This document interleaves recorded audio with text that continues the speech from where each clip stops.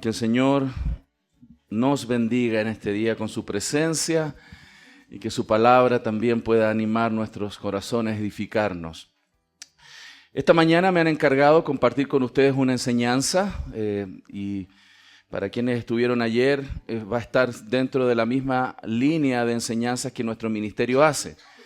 En el ámbito de la apologética cristiana, de fortalecer las convicciones bíblicas de los creyentes para que también podamos dar razón de la esperanza que hay en nosotros. Y para nosotros es un privilegio poder estar aquí en Ecuador, en mi caso, la primera vez, y por supuesto para mí es un placer poder estar dentro de la congregación de los santos, ¿no? Estar con los hijos del Señor. Yo creo que es un lugar maravilloso poder habitar juntos en armonía, estar aquí frente al Señor y poder hablar sobre lo que esta mañana quiero compartir con ustedes. Bueno, nuestro ministerio, ¿cierto? Tiene el museo, el arca, ustedes ya lo vieron ayer, y también recordarles, si alguna vez piensan ir a Estados Unidos, considere ir al Día Latino. Este año, el 18 y 19 de octubre, vamos a estar celebrando en el arca y en el Museo de la Creación ese Día Latino. No pierda esa oportunidad de considerarlo. Bueno, el día de hoy vamos a hablar sobre la eugenesia, el aborto y el transhumanismo. Creo que es un tópico importante, los cristianos no podemos estar al margen de esta discusión, sobre todo cuando vemos que la Escritura nos demanda muy claramente que nosotros no podemos callar cuando la viuda y el huérfano y aquel que está en peligro de muerte está frente al alcance de nuestra visión. Dios nos va a hacer responsables por haber callado frente al asesinato de personas que nosotros pudiéramos haber levantado la voz. Nosotros no podemos callar, eso es una falta grave, propuesta en las Escrituras, sobre todo con mucha fuerza en el Antiguo Testamento, y debe animarnos entonces a entender la profundidad de lo que está sucediendo, hacernos conscientes y no estar ajenos a la realidad. Los cristianos, por supuesto, tenemos y creemos que la oración es muy poderosa, Dios es poderoso y la oración en ese sentido es importantísima. Pero Dios no deja nuestro accionar como pueblo de Dios ligado solamente a lo que nuestra comunión con Dios personal en la oración o comunitariamente en la oración podamos hacer, sino que Dios también nos anima, orientando al pueblo del Señor a que levantemos la voz por aquellos que están en riesgo de muerte. Entonces, pensando en eso, el ministerio ha hecho todo un esfuerzo. En el Museo de la Creación hemos abierto una exposición muy amplia sobre la santidad de la vida, sobre lo formidable y maravillosamente que hemos sido hechos. El día de ayer, los últimos 2 días, me ha tocado exponer sobre todo ese proceso. Sé que aquí hay personas que son del área de la salud, que me podrían dar clases al respecto, pero estuvimos explicando cómo la perspectiva del ser humano y el diseño de Dios en todo el proceso de gestación es importante conocerlo, defender la vida, antiaborto, proadopción, son conceptos que los cristianos tenemos que manejar y no solamente ponerlos en nuestras oraciones, sino levantar la voz. Estamos en una época de muchas revoluciones sociales, usted lo ha visto, yo creo que no tengo que hablarles mucho de eso. Para algunos el futuro va a ser femenino, ¿cierto? Para otros la ideología de género, y el LGBTQ primero y luego ahora ideología de género. Como no les funcionó bien el LGBTQ, han hecho un énfasis ahora en la ideología de género, porque el LGBTQ estaba en base a la filosofía naturalista. Como éramos seres naturales, ¿cierto? Físicos, como animales, correlacionaban el comportamiento animal al comportamiento humano, entonces si es natural podemos tener, según ellos, relaciones homosexuales porque era algo observado en la naturaleza. Como eso no ha sido completamente útil o potente, han migrado a la ideología de género, que se basa, ¿cierto?, en toda esta mirada existencial, emocional, freudiana, de esta mirada freudiana, ¿no?, que somos seres instintivos y lo que yo siento me va a identificar. De hecho, se contradice una con otra. Los del movimiento LGBTQ nacemos gay por razones genéticas. El movimiento de ideología de género es yo me siento, hasta se contraponen uno con otro. Y no siempre los cristianos estamos al tanto de todos esos matices, tenemos que conocerlo justamente para defender la vida. Hay movimientos pro vida, no necesariamente todos los movimientos pro vida tienen el fundamento correcto, pero los cristianos no podemos ser anti-vida, debiéramos ser pro vida. Y estamos llenos de discusión. Sé que en este país también ha habido esa discusión. Si no me he informado mal, entiendo que aquí hay permitido el aborto en 2 causales, entiendo. En Chile hay 3 causales en mi país. Y se estuvo peleando hasta hace muy poco incluso libertad total de aborto en nuestro país. Está esa lucha. Y básicamente esto tiene que ver con qué conocemos o qué entendemos qué es lo que está sucediendo en el vientre de una mujer. ¿Qué pasa ahí? Hay una cosmovisión bíblica que apunta a que aquel ser que está en el vientre de una mujer no es un montón de células y tejidos, sino que es una persona. La vida no comienza en ese momento, la vida ya existía. Porque el esperma estaba vivo, el óvulo estaba vivo, los tejidos estaban vivos, el dedo gordo del pie estaba vivo. Todo está vivo. La vida comenzó en Génesis. La discusión en el vientre de una mujer no es si ahí comienza la vida. La discusión en el vientre de una mujer es si ahí hay una persona. La cosmovisión bíblica claramente define que en el vientre de la mujer hay una persona. La palabra que se utiliza para hablar del niño, ¿recuerdan en la narrativa bíblica cuando hace referencia a Elizabeth que estaba esperando a Juan el Bautista? Y que llega María y el niño que en el vientre se emociona, salta, se expresa. La palabra que se utiliza para hablar de esa personita que está ahí es la palabra en griego brefos. Y cuando se habla de Jesucristo nacido, el niño que nació, es la misma palabra en griego, brefos. Para Dios, el no nacido y el nacido es igual. Y esa es la cosmovisión bíblica. Para nosotros está ahí el valor intrínseco. Nosotros vemos a ese ser en el vientre de una mujer por su valor intrínseco, no por lo que éste puede aportar a la sociedad. Nosotros defendemos la vida porque ese ser, desde la combinación genética, es un ser humano, creado a imagen y semejanza de Dios, y tiene un valor intrínseco. Para la cosmovisión naturalista, él no tiene un valor intrínseco. Para ellos, de hecho, tiene valor. En la cosmovisión secular, ese ser tiene valor solamente si va a ser un aporte societario o va a ser deseado por aquellos que lo quieren traer al mundo. Si no es deseado y no tiene valor societario, esa persona es desechable. Todo eso está dentro de toda una cosmovisión naturalista. La teoría evolutiva ha sido la base de este pensamiento filosófico para pensar qué es aquello que está dentro del vientre. Ustedes saben, el naturalismo, el materialismo que Darwin propuso no era nuevo, él no lo inventó. Nosotros podemos rastrear el naturalismo y la teoría evolutiva hasta los filósofos griegos, 400 años antes de Cristo. Ya la discusión evolucionista estaba ahí. Había algún grupo que hablaban que eran creacionistas con un logos ideal y para otros eran materialistas. Pensaban que la materia, el fuego, la energía producía la vida. La discusión filosófica ya estaba. Pero Darwin lo potenció y lo estructuró en una mirada mucho más potente en la discusión dentro de la academia. Él escribió su primer libro sobre el origen de las especies. De hecho, ustedes ya saben, este país es famoso por eso, ¿no? Ya son famosos por eso. Los pinzones, de hecho, ahí están las primeras rayitas que él hablaba sobre apuntar a pensar que todas las especies, incluso los vegetales, veníamos de un mismo origen.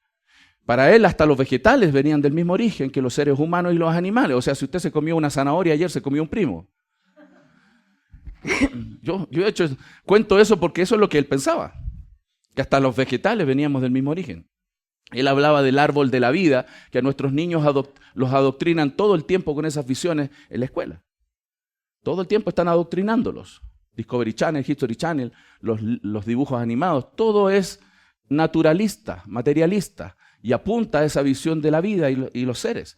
Entonces Darwin escribió ese primer libro en 1859, pero luego aplica esto con mucha más potencia en su segundo libro sobre el ascenso del hombre, la humanidad. Y para él, por supuesto, nosotros, los seres humanos, tenemos un antepasado de características simiescas. Él nunca dijo que de hecho los evolucionistas no lo dicen, yo lo aclaro porque a veces hay confusión. Los evolucionistas no dicen que nosotros venimos del mono. Y a veces hay memes en las redes, ¿no? Y los cristianos los postean.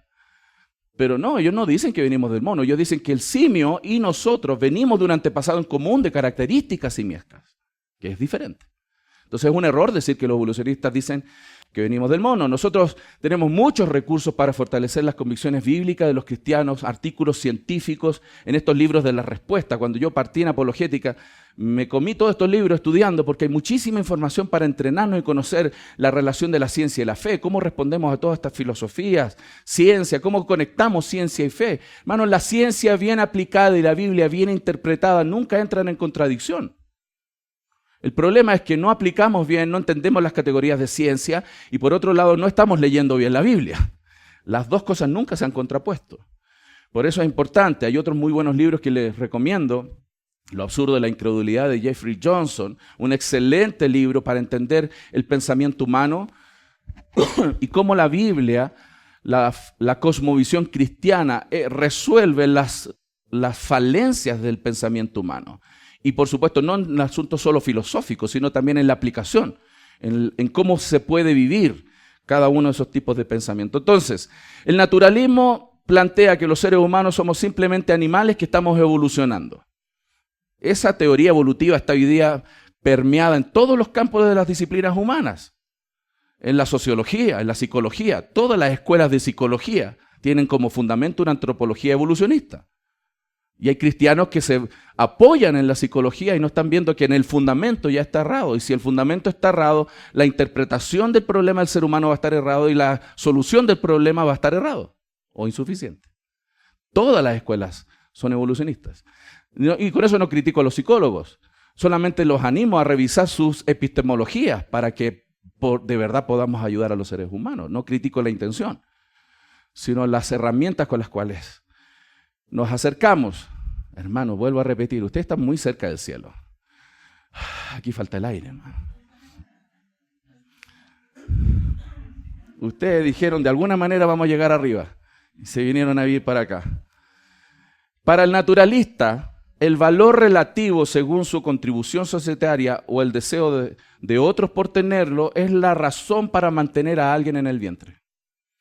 Si ese ser humano es deseado por alguien, ok, téngalo. Pero si no es esa la razón, la única otra razón para el modelo naturalista es que el ser humano aporte a la sociedad.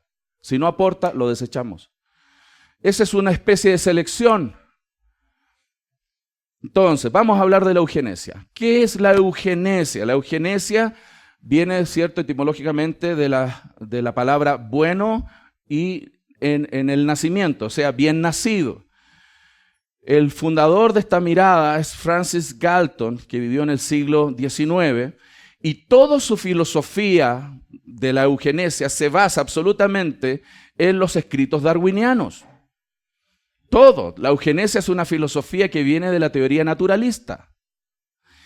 Y por eso él tenía cartas con Darwin.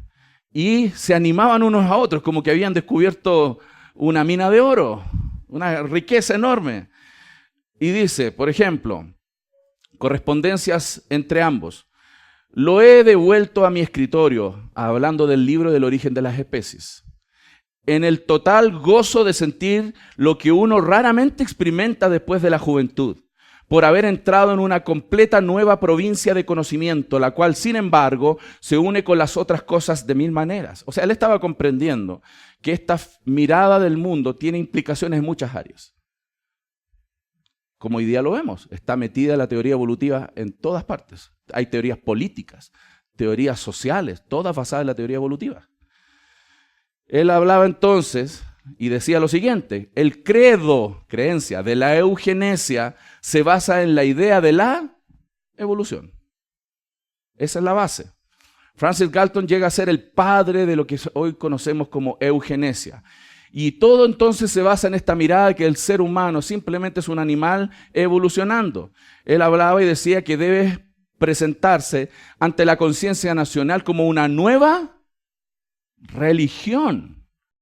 Estas son creencias dogmáticas que penetran la cultura. De hecho, el darwinismo, según incluso una científica atea, pero que planteó una teoría alternativa, se llama de apellido Margulis, que habló de una nueva teoría del origen de las especies. Ella fue criticada en la academia, fue impedida de publicar sus escritos y ella criticaba a los darwinistas diciendo: el darwinismo va a ser conocido como la religión más dogmática del siglo XX.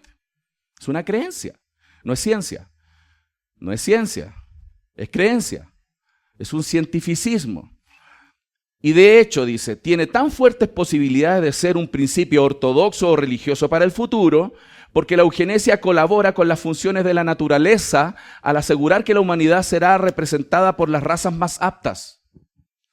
Lo que la naturaleza logra ciegamente, lentamente e inexorablemente, el hombre debe hacer de manera preventiva, rápida y amable. ¿Por qué dijo amable? Porque la muerte y el sufrimiento es un mecanismo para la teoría evolutiva.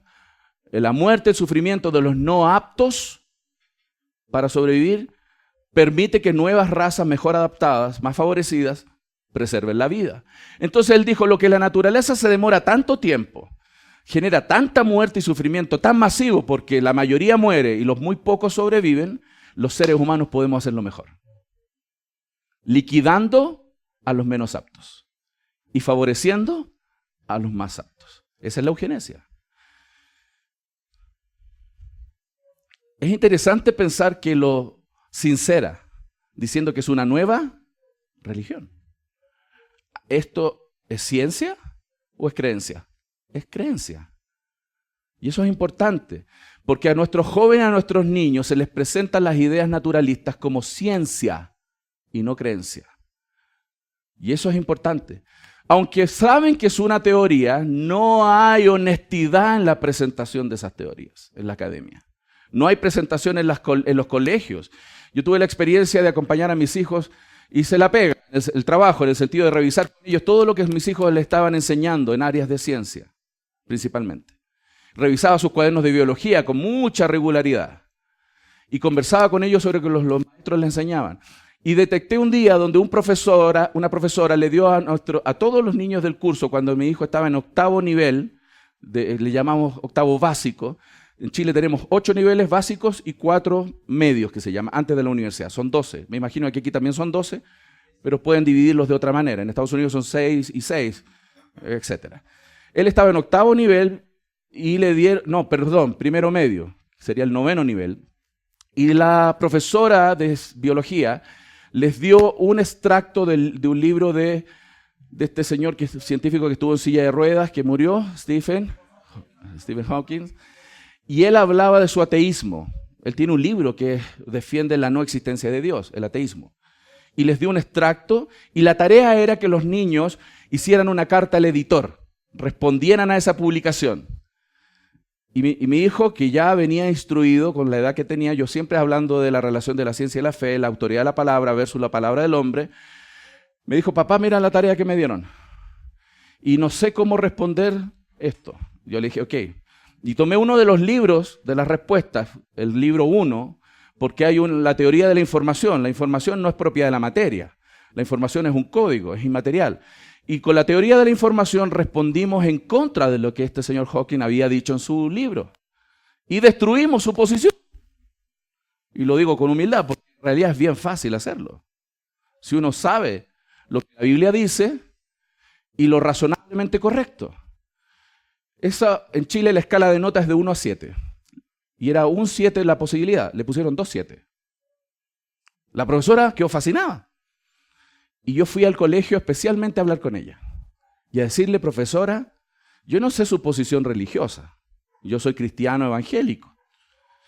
Pero una de las cosas que me preocupó al ver esta tarea que usted le dio masivamente a los niños, que usted adoctrinó con ateísmo a sus niños, sin saber si ellos eran capaces de responder.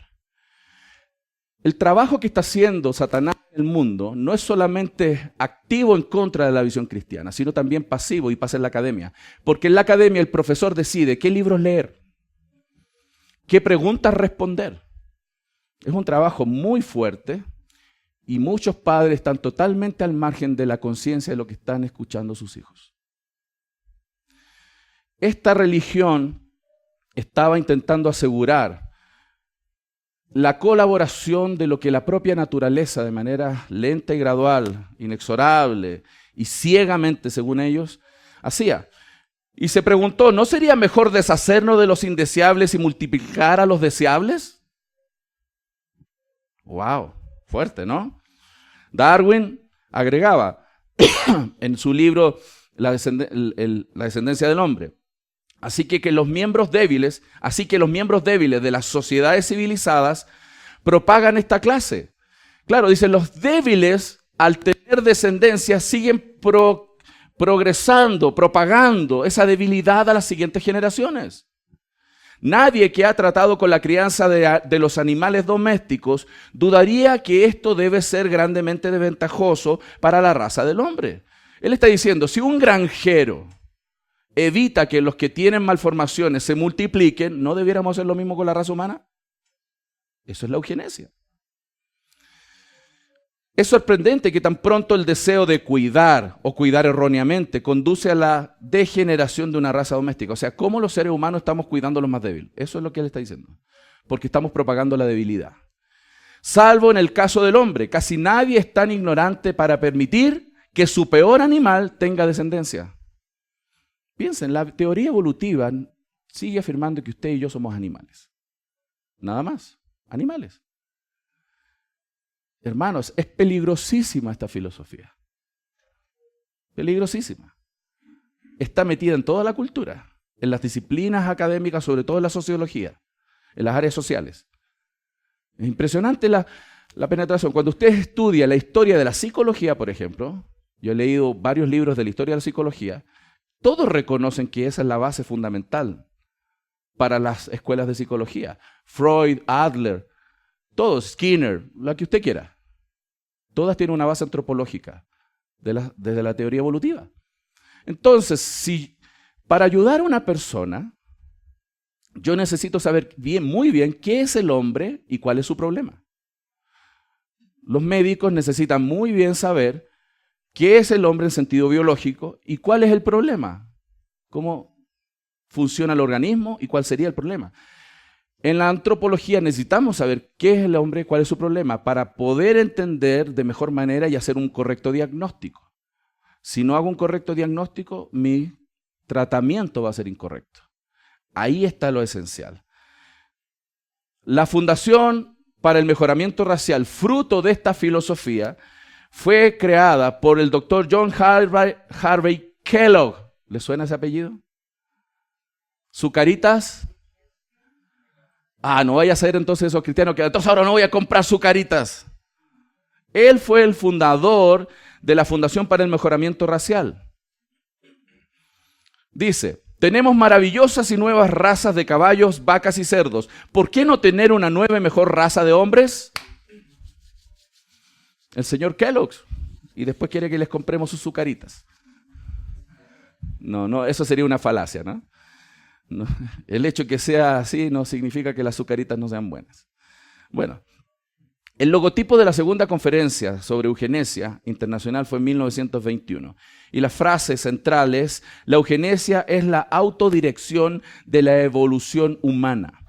Y tenía dos categorías, una categoría positiva y una categoría negativa. No porque una sea buena, sino en el sentido en el cual apunta. La positiva promueve, en ese sentido es positivo, porque promueve el matrimonio del mejor nacido. Las mejores razas tenían que promover que tuvieran más hijos. Si estos están bien, genéticamente, que tengan más familias, más grandes. Y promueve muchos hijos, ¿cierto? Habían ferias, donde se premiaba con medalla a las mejores razas, los mejores ejemplares. Y se les premiaba para que tuvieran más hijos. Esto es así. Y a veces somos ignorantes de la historia. Y eso no nos está impidiendo reaccionar frente a lo que está pasando. Del punto de vista negativo, es impedir a los no aptos. Prohíbe el nacimiento. Hermanos, fue legal prohibir el nacimiento, legalmente. Esto fue en Estados Unidos, muy fuerte. Control de natalidad, esterilización y aborto. Segregación para impedir relaciones sexuales dentro de los aptos con los no aptos. Leyes de restricción de matrimonios, emigración, institucionalización de los no aptos. Entonces, en el primer lugar, ¿quiénes estaban los que se les impedía? ¿A quiénes se les impedía? Esto está dentro de los materiales escritos por autores que promovían la eugenesia. ¿Quiénes no tenían que tener hijos? los atontados. Quizá usted a alguno de su familia ya le llamó tonto. Ese no puede tener hijos. ¿Ah? Su vecino, que usted le dijo, este es un tonto, no puede tener hijos. En segundo lugar, la clase pobre. No podían promover que los pobres tuvieran más hijos. En tercer lugar, la clase de ebrios y alcohólicos. En cuarto lugar, los criminales de todas las descripciones, inclusive los criminales delincuentes. Los encarcelados por no pagar multas. En quinto lugar, los epilépticos. En sexto lugar, los dementes. En séptimo lugar, la clase de los constitucionalmente débiles.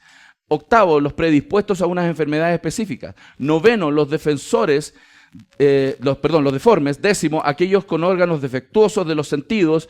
Eso es, los sordos, ciegos y mudos. O sea, Shakira no podría haber cantado su canción.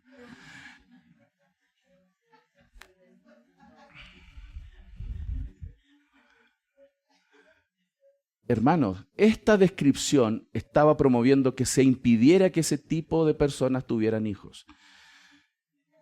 Partió como una filosofía y llegó a ser ley. Porque hay una teoría política que funciona y se aplica en todo el mundo, que primero se presiona la filosofía, luego se victimiza a ese tipo de grupos, luego se promueve la generación de leyes y esto se torna político. Es una estrategia política y se hace en todo el mundo para lograr el cambio de las leyes dentro de un país. Los medios, las escuelas, las academias son parte de todo un proceso de ingeniería social para que esto termine siendo político y a quienes que no están a favor sean encarcelados. Se transformó entonces en una política de esterilización forzada. En 1907, por ejemplo, el estado de Indiana en Estados Unidos promulgó la primera ley de esterilización. 30 estados después promulgaron leyes de esterilización, después de 1907 en Estados Unidos. Entre 60.000 a 70.000 esterilizados forzosamente hubieron entre 1900 y 1970 por estas leyes. Ahí está el mapa de aplicación de eugenesia en Estados Unidos. Incluso habían imágenes publicadas en los periódicos donde se les decía que las cabecitas de los que son más afroamericanos versus los más güeros, dicen en México, los más claritos. Si usted se fija, estos tienen el cráneo más grande y asociaban la inteligencia con el tamaño del cráneo. Y usted y yo sabemos que no tiene mucho que ver, ¿cierto? Pero en ese tiempo se promovía así. Los de raza aria, los blanquitos, los güeros, tienen la cabecita más grande, entonces son más inteligentes. Estos son más tontos, no pueden multiplicarse. Hermano, esto no pasó en la Edad Media. Esto hace 100 años atrás. Por desconocer la historia, repetimos los mismos errores. Se publicaban imágenes como esas, promoviendo la belleza de razas más, para ellos razas más arias, ¿cierto? Versus los indígenas, etc. Entonces, se debe ignorar, debería decir, la gran variedad de rasgos que hacen las distintas razas al trazar la historia racial de la humanidad. Ellos decían, ¿cómo vamos a ignorar esta evolución de razas? Hay razas desfavorecidas y esas hay que eliminarlas. Darwin lo promovía muy fuertemente en su literatura. Todo eso está en nuestro libro sobre una sola raza, evidentemente en contra de la cosmovisión cristiana. La eugenesia fue popular y comenzó a menguar en la década del 40. ¿Por qué? Segunda Guerra Mundial, genocidio nazi. Ya nadie quería verse asociado a la filosofía que estuvo detrás del genocidio nazi. Porque, ¿cuál fue el fundamento del genocidio nazi? Que hay razas arias más evolucionadas. O sea, Hitler era un evolucionista acérrimo. Y se le llamó la evolución social. Y él eliminaba las razas menos aptas. Judíos, pero no solo judíos. Gitanos, los de tez oscura, eliminados, asesinados. Porque para él no podían seguirse propagando. La ciencia de la eugenesia, digo ciencia entre comillas, se mostró falsa por avances en el campo de la genética. La genética vino a destruir esta base fundamental y pensamiento, pero no ha desaparecido, hermanos. a pesar de que la base filosófica evolutiva por la genética comenzó a ser debilitada en el pensamiento de los que defendían la eugenesia, lo que está de fondo se mantuvo y se creó la Sociedad Americana de Eugenesia. Hoy día se llama Sociedad de Biodemografía o Biología Social, más conocida como Planned Parenthood. Está todo ahí. Todo viene de ahí. Detrás es la misma. Me detengo ahí para ir entonces a entender que esto deriva en lo que nosotros vemos hoy del aborto. Margaret Sanger nació en 1879 en una familia, ¿cierto?, de 11 niños, ella fue la sexta, comprometida a la fe católica en su juventud, pero se volvió escéptica debido a la influencia de su padre ateísta. Papás, usted tiene demasiada influencia sobre sus hijos. La mamá la tiene, pero los padres muy potentemente. Se casó con un hombre de familia pudiente, afiliada también con el Partido Socialista, fuertemente influenciada por Thomas Malthus. Tanto Margaret como William Sanger se declaraban ateos cuyas opiniones sobre la religión se basaban en gran medida en sus creencias políticas marxistas. Esa era la filosofía que tenían de fondo. En 1914 criticó las insípidas inocuidades de la religión, o sea, no sirven para nada, por drogar a la clase trabajadora para que se contentara, una posición que sostuvo Karl Marx cuando llamó a la religión el opio del pueblo. Usted ya sabe, seguramente lo ha leído, y si no, le animo a leer para que entienda el pensamiento. Y el tema, y yo no me voy a ir por el lado, por supuesto, de las perspectivas políticas. Yo quiero solamente centrarme en las consecuencias antropológicas de la filosofía atea, que tiene una expresión en el marxismo. Hay consecuencias antropológicas por la percepción que tiene del ser humano, el valor de la vida. Por eso estas filosofías ateas promueven la muerte de los seres humanos en el vientre, porque todo su fundamento es la teoría evolutiva. Marx llevó la teoría evolutiva a la evolución societaria, ¿cierto? Las sociedades evolucionando. El comunismo primitivo hasta llegar a un comunismo como el actual, que su oposición para ellos es el capitalismo. Entonces hay que generar revolución para generar utopía. Ellos están promoviendo un nuevo evangelio. Nuevo evangelio. De hecho, no sé si ustedes sabían, estos ateos marxistas del siglo XVIII declaraban que su peor enemigo, ¿saben cuál era el peor enemigo de estos predicadores marxistas? Otro predicador. De hecho, hay un texto donde dice, fue Marx, dijo que su peor enemigo en la tierra, ¿saben quién era? Charles Spurgeon, el príncipe de los predicadores. ¿Por qué? ¿Qué le hizo? Porque él está predicando la palabra. ¿Y cuál es el punto? Que ellos quieren generar utopía a través de las revoluciones, o sea, el cielo en la tierra a través del esfuerzo humano, versus el cielo en la tierra por la obra de Cristo. Entonces dice, los cristianos se niegan a levantarse contra los opresores porque ellos no están tan interesados en el cielo aquí. Ellos están en la esperanza del cielo más allá. Por eso dijo que eso es el opio del pueblo, ¿no? Y ellos quieren llevarnos de caos a utopía. Marx acuñó la célebre frase que la religión es el opio del pueblo. Siguió su declaración afirmando que abolir la religión cambiaría la felicidad ilusoria de la gente. Felicidad ilusoria de la gente, claro, porque los cristianos queremos llegar al cielo. No aquí, allá. Y eso para él es una fe ilusoria. Por su felicidad real. ¿Cuándo? Aquí y ahora. Peligroso, ¿no? No os hagáis tesoros en la tierra. ¿Se acuerdan lo que decía el Señor? ¿Qué somos? Peregrinos. O sea, totalmente opuesto a lo que la Escritura apunta. Vuelvo a repetir, no estoy hablando del tema político, sino las consecuencias antropológicas, las consecuencias escatológicas que esto tiene. No estamos hablando de que la visión, por ejemplo, de ayudar a los pobres es mala, todo lo contrario. Los cristianos deberíamos ayudar a los que están desvalidos. Yo estoy hablando de las consecuencias antropológicas y escatológicas que estas filosofías tienen y que derivan en un masivo genocidio que nosotros tenemos hoy día frente a nuestros ojos. Estas políticas fueron muy fuertemente defendidas por Margaret Sanger. Se los recomiendo este libro, está toda una discusión sobre estos tópicos ahí. El evolucionismo, entonces, es la base del proaborto, porque somos simplemente animales. Y ella decía, la práctica del control de la natalidad nos eleva a una etapa superior en la evolución de la vida.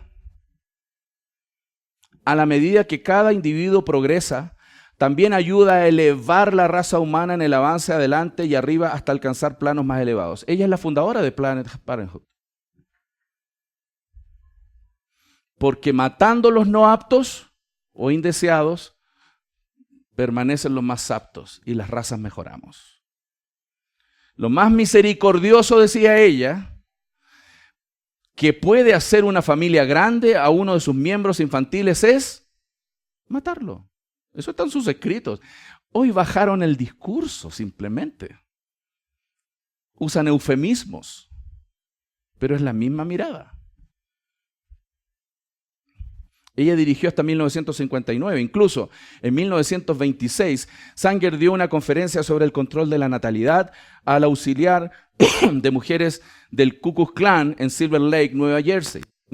Habló enérgicamente a favor de crear una raza blanca superior, esterilizando lo que ella y otros consideraban personas degeneradas. Eso está detrás de Planned Parenthood. Y esto no es teoría de conspiración. Es la realidad. El aborto es gravísimo.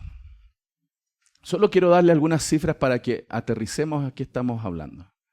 En Estados Unidos, hasta el 2020, las estadísticas registradas, o sea, que se pueden controlar, fuera todo lo que no se controla o no llega a las estadísticas, tenemos 61.628.584 niños asesinados mayormente saludables cuyo defecto mayor es ser no deseado en Estados Unidos, hasta el 2020. Para aterrizarlos, busqué, ustedes son 18 millones. Se han asesinado en Estados Unidos 3,4 ecuadores hasta el 2020. 3,4 ecuadores. Solo en Estados Unidos. 61.628.584 niños asesinados en el vientre. Solo en Estados Unidos. ¿Por qué? Por esto. Esto debe llevarnos entonces a pensar cuál es el rol entonces de la iglesia. El aborto es un tema importante que debemos entrenarnos y hablar desde la cosmovisión bíblica para levantar nuestras voces. No vamos a ir a quemar el palacio de gobierno, me imagino, ¿no? ¿Cierto que no? Hay maneras. La eugenesia entonces, que es una filosofía que viene de la evolución, de teoría evolutiva, que deriva en toda una planificación de asesinato de los niños, personas en el vientre, deriva ahora en otra propuesta complementaria que se conoce como el transhumanismo. ¿Qué es el transhumanismo? Volvamos para atrás. La mejor raza humana, esa es la meta, ¿no? La mejor raza humana. Eso proponía la eugenesia y respaldado por una práctica de asesinato en el vientre de la mujer. La mejor raza, eso es la meta. Porque la idea es preservar la raza humana en este planeta. Preservar la vida humana a cualquier costo. La mejor vida humana. Esa es la meta. Eso tiene entonces una extensión más actual. Lo otro no ha terminado. La teoría evolutiva sigue funcionando. El asesinato de los menos aptos sigue funcionando. Pero hay una extensión, que es el transhumanismo. ¿Qué es el transhumanismo? El transhumanismo es la creencia o teoría de que la raza humana puede evolucionar más allá de las limitaciones físicas, porque hasta ahora en la mirada evolutiva nuestras limitaciones tienen que ver con un mejoramiento biológico, ¿cierto? En nuestro cuerpo. Pero entonces, como se reconoce que el cuerpo humano tiene limitaciones físicas y no vamos a poder sacar el potencial para hacernos permanecer en el mundo, porque a pesar del positivismo científico y de todo el desarrollo tecnológico nos estamos muriendo más. Hay más cáncer, hay más enfermedades, mutaciones genéticas acumuladas, todo un proceso degenerativo en la raza humana. Entonces, más allá de sus limitaciones físicas y mentales actuales, especialmente por medio de la ciencia y la tecnología, para convertirse ahora en superhumanos, X-Men. X-Men. La ciencia ficción aborda este tema con bastante frecuencia, como las demuestran las películas de X-Men. Tratan a muchos mutantes como seres humanos de evolución superior, con habilidades especiales sobrehumanas, superhéroes en una luz positiva, junto con algunos supervillanos formidables. Entonces, para mejorar la raza humana requieren complementar con la máquina para generar estos cyborg, vamos a hacer cyborg para el futuro. Eso es lo que está proponiéndose. Y que lo que para nosotros, al estar ajenos de esta discusión a nivel en corriente principal en academia, para nosotros esto simplemente está relegado a las películas de Avengers, ¿cierto? Pero no, esto es una discusión real, donde están invirtiendo las personas más intelectuales del mundo y millonarias del mundo invirtiendo en esto para lograrlo. Esto no es ciencia ficción hoy día. Están apuntando a eso. Usted sabe, las primeras máquinas, vamos a un proceso de revisión histórica rápida, ¿cierto? Desde Herón de Alejandría, la maquinaria, la ciencia y la tecnología fue un deseo y una mejora, ¿no? Me encanta a mí la ciencia. Yo soy ingeniero mecánico, me encantan las máquinas, diseño, termodinámica. Me encantaba y me sigue encantando la ingeniería. Hace poco fui al Museo de la Aviación y el Espacio en Indiana, en Estados Unidos. Me encanta, yo estaba ahí, ya me encantaría andar arriba de uno de esos aviones y conocer la mecánica. Me encanta la ciencia, no soy anticiencia. Y la maquinaria y la ciencia ha sido beneficiosa para el ser humano, en muchos sentidos, muchos sentidos. Todos usamos esto. Miren, imagínense, yo estoy aquí con una maquinita chiquitita, usando imágenes, videos. Tenemos tanta buena tecnología. Eso es fabuloso, ¿no? Ahí están las máquinas de Pascal, también la calculadora mecánica, luego entra la computación, ¿cierto? Los que somos más antiguos vimos esas primeras maquinarias grandes. ¿Se acuerdan de los primeros celulares? Parecían unos ladrillos gigantes así. Tengo un celular. Y así una cosa enorme. Ahora son unas cositas chiquititas. Hasta en el teléfono uno puede ver así, en el reloj, ¿cierto? Uno puede ver los WhatsApp entrando. La tecnología es muy buena. En el siglo XX, Charles Babbage sentó las bases de la computación programable al inventar primero la máquina de diferencias, una máquina sumadora automática, y luego la maquinaria analítica, y fue la primera calculadora programable. O sea, para él, para la historia, él es el padre, ¿cierto?, de la computadora moderna. Y tenemos muy otros buenos expositores acerca de estos desarrollos científicos, ¿cierto?, como la primera computadora de red neuronal, que fue esta de múltiples procesadores. Hay todo un desarrollo muy interesante que se ha desarrollado en 1951, se comenzó a desarrollar. Y luego aparece toda esta nueva visión, ¿cierto?, de la tecnología que se conoce como inteligencia artificial.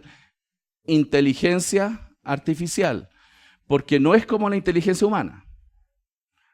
Y aquí tenemos que entender eso, porque evidentemente el desarrollo en esta área ha logrado, en una concentración o en un enfoque en un área, el desarrollo de que las máquinas, las computadoras, por estas redes neuronales, pueden aprender de los procesos interconectando.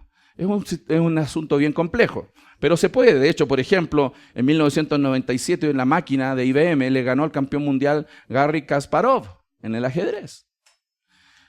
Google, ¿cierto?, también tuvo su prueba y también una máquina le ganó a un jugador del juego Go. Entonces, en un sistema de inteligencia artificial contemporáneo típico, los algoritmos relevantes están integrados en un software de computadora que clasifica, filtra y selecciona varios datos que se le presentan. Un enfoque intenta simular, al menos hasta cierto punto, las funciones neuronales de la corteza humana, redes neuronales. En términos generales, dichos sistemas pueden usar datos de entrenamiento para aprender, entre comillas, aprendizaje automático, muy enfocado. Por ejemplo, la máquina puede aprender sobre un tópico para el cual ha sido preprogramada en una red de aprendizaje, pero no puede hacer aprendizaje múltiple, como el ser humano. Usted puede estar aprendiendo a andar en bicicleta, a sumar, a pintar, a subir escaleras, motricidad fina o no, aprendiendo en múltiples áreas de la misma manera. Estas máquinas se enfocan en un punto y se programan para eso. No tienen inteligencia al nivel humano. Pero se está trabajando utópicamente en pensar de que van a llegar a producir inteligencia artificial a nivel humano. Por ejemplo, una de las demostraciones más utilizadas hoy día en inteligencia artificial es el reconocimiento facial. Usted se pone frente a la máquina, ¿cierto? Y lo reconoce de inmediato. Y esa clasificación de control y reconocimiento facial, por ejemplo, en China, se utiliza en una ciudad china, para control de población. Los seres humanos en China ahí pasan por las cámaras de la calle y los clasifican y saben el comportamiento de las personas, si llegan a la hora, no llegan a la hora, si son buenos ciudadanos, si pagan su impuesto, todo, y eso les da puntaje. Si tienes cierto puntaje, puedes comprar pasajes para viajar a otras ciudades de China.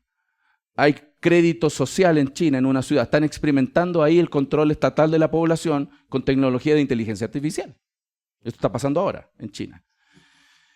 Ahora, los precursores de la inteligencia artificial, los íconos, ¿no? Los más importantes, uno de ellos es Max Tegmark. Les recomiendo leer su libro. Es un físico, cosmólogo e investigador de aprendizaje automático. Profesor del Instituto Tecnológico de Massachusetts, el MIT, ¿cierto? Presidente del Instituto Futuro de la Vida. Él es un hombre que está promoviendo la inteligencia artificial para el mejoramiento humano. Él escribió este libro muy bueno, me encantó leerlo. Autor de Vida 3.0, lo escribió en 2017. Y él clasifica y hace una explicación que es muy didáctica y clasifica la vida. La primera clase de vida es la vida 1.0, que es la vida celular, la vida más básica para él, más esencial, que no puede hacer una mejor versión de sí mismo. No puede pensar, ni ponerse metas, ni aprender. Esa es la vida más básica para él, 1.0. Luego está la vida 2.0, que no puede hacer una mejor versión de sí mismo, siempre reducido al marco biológico en el cual éste está. Pero puede pensar, puede ponerse metas y puede aprender. Vida 2.0. Pero él propone también la vida 3.0. Puede aprender, puede ponerse metas y hacer una mejor versión de sí misma para lograr metas. ¿Les suena una película? ¿Qué película en la televisión habla de que las máquinas se pueden hacer mejoramiento hacia ellos mismos, se automejoran? Terminator. Entonces, ahí está la gráfica. La vida 1.0, vida biológica simple, ¿puede sobrevivir y reproducirse? Sí, sí puede sobrevivir y reproducirse. Pero ¿puede diseñar su software? No, no puede. ¿Puede diseñar su hardware? No, no puede. La 2.0 puede llegar aquí, mejorar su software, pensar, desarrollarse intelectualmente, etcétera, etcétera. ¿Pero puede cambiar su cuerpo, mejorarse su propio software, hardware? No. Y la 3.0 sería capaz de hacer todo. Eso está apuntando a esta discusión. Hoy día está en una discusión. Hay una discusión muy fuerte entre los que son como Stegman y los que son como el fundador de Tesla. Ambos están en contraposición. Uno lo plantea de una manera y el otro de otra. Ambos están en la vía del mejoramiento humano con métodos diferentes. Perdón. Y es por eso que se distingue la inteligencia artificial estrecha o débil, que es donde estamos hoy día, pero están apuntando a llegar a la inteligencia artificial general ancha o ancha. Esa es la inteligencia artificial que igualaría la maquinaria al ser humano.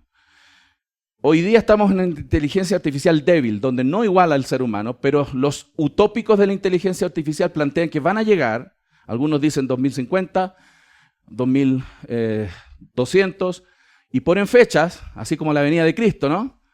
De que vamos a llegar a ese nivel de inteligencia. Larry Page, cofundador de Google, es uno de los mayores precursores de de la inteligencia artificial general.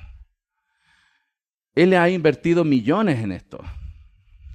Larry Page, fundador de Google, convenció a Demis Hassabis para vender DeepMind, su empresa de inteligencia artificial, con una promesa.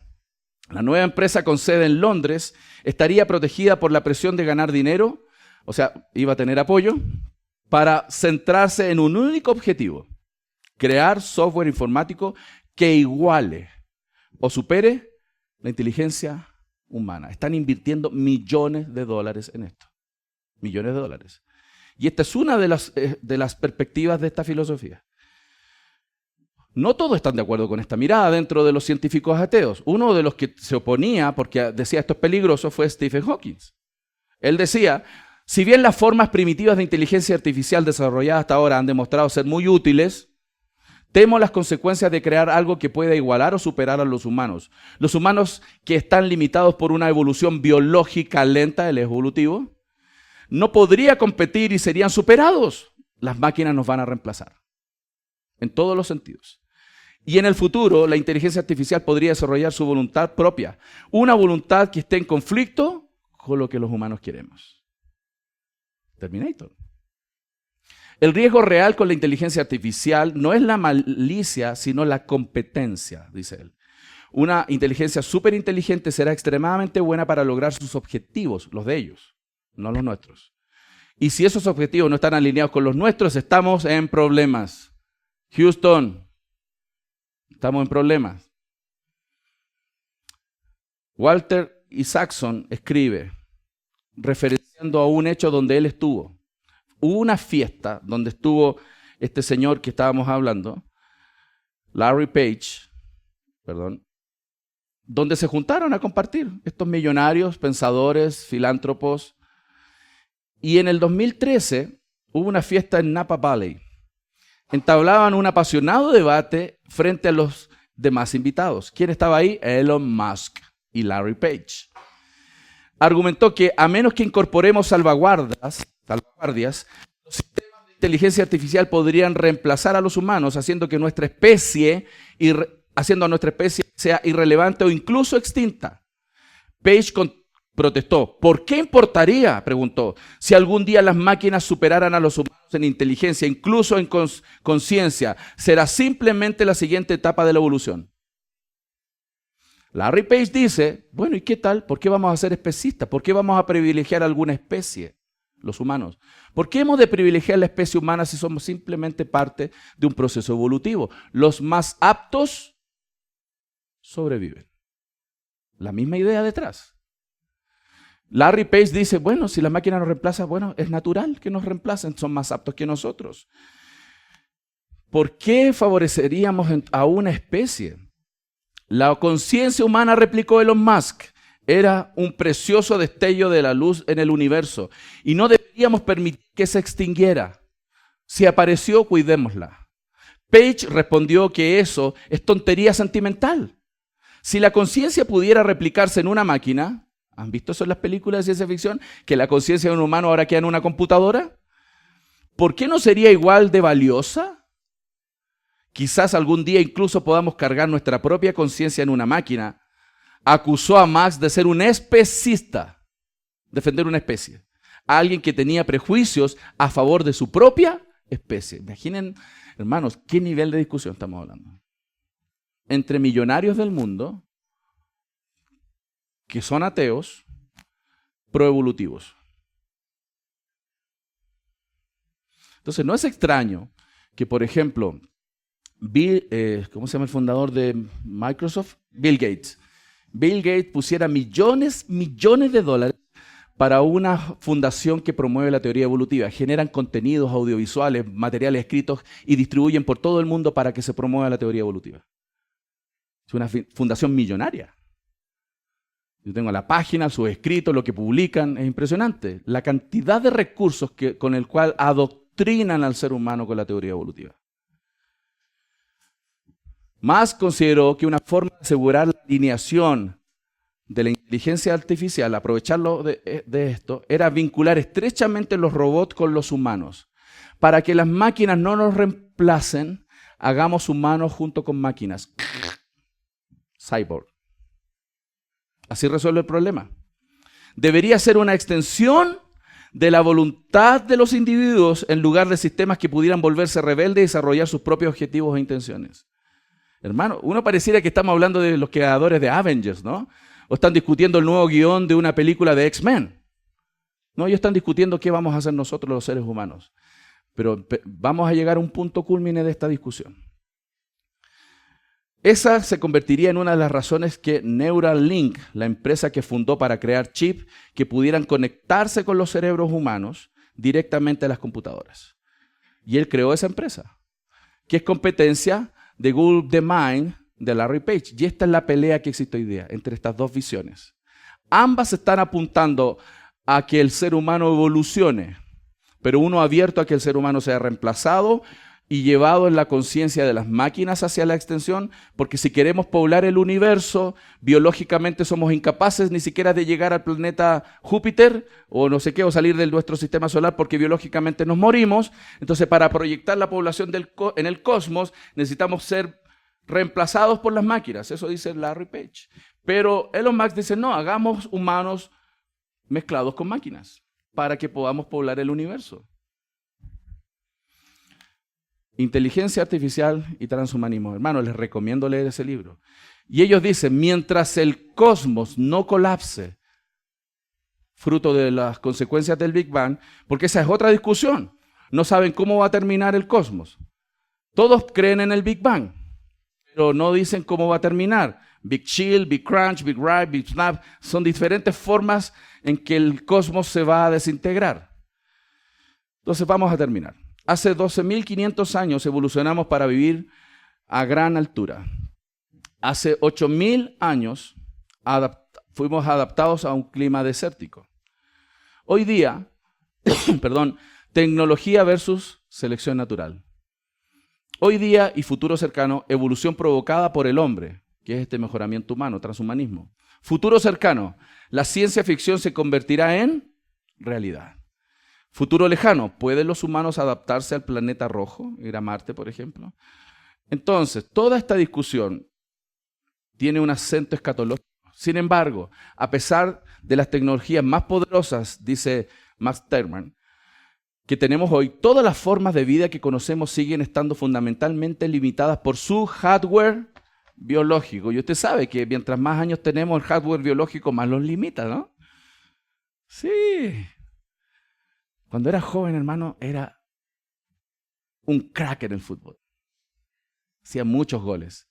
Donde mi mente pensaba que tenía que ir mi pierna iba. Y hacía unos golazos. Hoy pienso dónde tiene que ir mi pierna y mi pierna no llega, hermanos. Porque el hardware me está limitando. Nadie puede vivir 1.000.000 de años. Memorizar toda la Wikipedia, comprender toda la ciencia conocida o disfrutar de un vuelo espacial sin una nave espacial. Ninguno puede transformar nuestro cosmos en gran parte sin vida en una biosfera diversa que florecerá durante miles de millones o billones de años. Él se da cuenta, él es honesto, no hay vida después, no hay vida fuera del planeta. Él es uno de los científicos honestos, no hay vida fuera del planeta. Y tenemos que llevar la vida fuera del planeta. Los que son antiguos todavía siguen pensando en que hay extraterrestres. Los científicos más modernos, después de gastar años y años de investigación sobre el cosmos, con el proyecto SETI y otros, ya se dieron cuenta que no hay vida afuera. Tal como la Biblia dice. La Biblia dice que Dios creó este planeta para ser habitado, no otro. Él es honesto. Entonces él dice,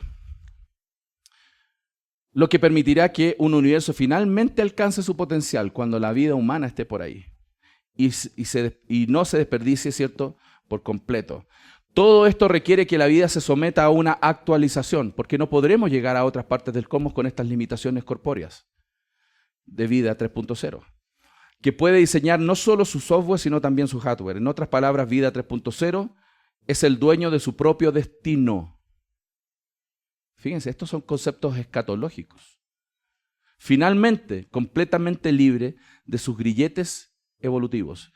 Sin tecnología, nuestra extinción humana es inminente en el contexto cósmico de decenas de miles de millones de años, lo que hace que todo el drama de la vida en nuestro universo sea simplemente un destello breve y transitorio de belleza, pasión y significado en una eternidad casi sin sentido experimentada por nadie. Mientras planificamos nuestro futuro, consideremos el significado no solo de nuestras propias vidas, sino también de nuestro universo mismo. Aquí, dos de mis físicos favoritos, Stephen Weinberg y Freeman Dyson, representan puntos de vista diametralmente opuestos. Weinberg, quien ganó el premio Nobel por su trabajo fundacional sobre el modelo estándar de la física de partículas, dijo célebremente, cuanto más el universo parece comprensible, más también parece inútil.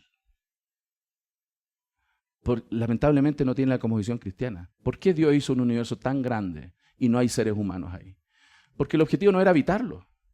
El objetivo era mostrar su gloria. Los cielos cuentan su gloria y la expansión anuncia la obra de sus manos. Es simplemente para que nosotros tengamos una pequeña perspectiva del tamaño de Dios. y Dios no puede ser contenido en su propia creación. Para que nos demos cuenta que nuestra mente no puede alcanzar quién es Dios. Solo debiera generar adoración frente a este Dios tan grande. Larry Page y Elon Musk, entonces, nos están proponiendo una salvación de la raza humana. ¿Quién nos salvará del final que nos espera? Es la nueva utopía. La inteligencia artificial está promoviendo la nueva utopía para que nosotros vivamos eternamente. ¿Se dan cuenta? Esto es lo que nuestros hijos están absorbiendo. Y están emocionadísimos por la inteligencia artificial, ¿sí o no? Pero no están viendo la filosofía, la metanarrativa que está debajo. Necesitamos alertarlos. No para decir no uses ChatGPT, pero sí sé honesto cuando lo uses, ¿no? Pero para que entienda que todos estos beneficios que el ser humano plantea o supuestos beneficios tienen una contraparte, que muchos de ellos se oponen a la esperanza que Dios nos da como hijos del Señor. Nuestro futuro no está aquí, hermanos. Estamos de paso. Nuestra esperanza de vida eterna no está dada por los hombres. Está dada por un Señor, quien es la vida. Así que, hermanos, les animo a estar pensando en eso, como dice la Escritura en 2 de Pedro. Pero el día del Señor vendrá como ladrón en la noche, en el cual los cielos pasarán con gran estruendo, y los elementos ardiendo serán deshechos, y la tierra y las obras que en ellas hay serán quemadas. Puesto que todas estas cosas han de ser deshechas, ¿cómo no debéis vosotros andar en santa y piadosa manera de vivir? Esperando y apresurándoos para la venida del día del Señor, en el cual los cielos encendiéndose serán deshechos, y los elementos siendo quemados se fundirán. Pero nosotros esperamos, según sus promesas, cielos nuevos y tierra nueva, en los cuales mora la justicia. Señor, te damos gracias por este tiempo, por esta enseñanza, por la oportunidad que tú me has dado y este privilegio de poder compartir con mis hermanos aquellas cosas que tú nos quieres enseñar. Señor, gracias por tu palabra, porque esa sí nos da verdadera esperanza. Los hombres no logramos satisfacer las necesidades reales de los otros seres humanos. Solo tú, Señor. Y te ruego que como hijos tuyos vivamos con esa realidad en nuestras mentes y la esperanza que solo encontramos firme y segura en tus preciosas promesas. Oramos en el nombre de Jesús. Amén.